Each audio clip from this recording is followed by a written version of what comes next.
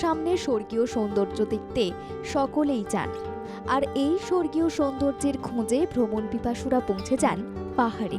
পাহাড় মানে যে সিমলা, কুলু, মানালি যেতে হবে তার কোনো মানে নেই। যাওয়া যেতে পারে উত্তরবঙ্গেও, যার আনাচে কানাচে লুকিয়ে রয়েছে বহু অচেনা গন্তব্য।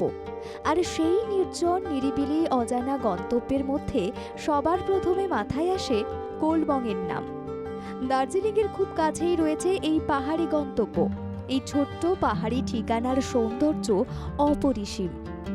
সামনে পুজো, পেয়ে যাবেন অনেক ছুটি, আর এই ছুটিতে ঘুরে আসতে পারেন দার্জিলিংয়ের অচেনা পাহাড়ি ঠিকানা থেকে।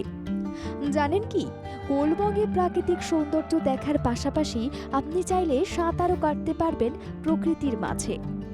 সাধারণত কোনো পাহাড়ি গন্তব্যে গেলে সেখানে সাঁতার কাটার মতো কোনো সুইমিং পুল পাওয়া যায় না, কিন্তু এক্ষেত্রে এমনটা নয়। পর্যটকদের মনোরঞ্জনের জন্য রয়েছে সুইমিং পুলের ব্যবস্থা। চারিদিকে সবুজে ঘেরা পাহাড়, আর সেই পাহাড়ের গা বেয়ে ভেসে বেড়াচ্ছে মেঘ।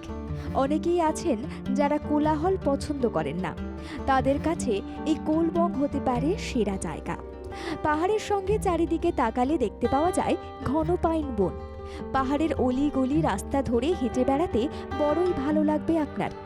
রং বেরঙের ফুলের বাহার, যার গন্ধে মেতে রয়েছে কোলবংয়ের চারপাশ। নানা রঙের প্রজাপতিরা এসেও ফুলের মধু সংগ্রহ করে চলেছে। আর এই ছবির মতো সুন্দর দৃশ্য আপনি ইট কংক্রিটে ঘেরা কোনো শহরে পাবেন না। দূরের তুষারে ঘেরা কাঞ্চনজঙ্ঘার দৃশ্য দেখার মতো। সূর্যের আলো যখন পড়ে কাঞ্চনজঙ্ঘায়, তখন এই শ্বেত শুভ্র পাহাড় হয়ে ওঠে সোনালী রঙের। পাইন গাছ ছাড়াও এখানে রয়েছে দেবদারু গাছ। সন্ধে হলে কটেজের বাইরে আগুন জ্বালিয়ে পাহাড়ে রাতের পরিবেশ কেমন হয় তা উপলব্ধি করা। ভাবছেন কিভাবে যাওয়া যাবে? শিলিগুড়িগামী কোনো ট্রেন ধরে পৌঁছে যেতে হবে এনজেপি। সেখান থেকে গাড়ি ভাড়া করে পৌঁছে যেতে পারবেন দার্জিলিং।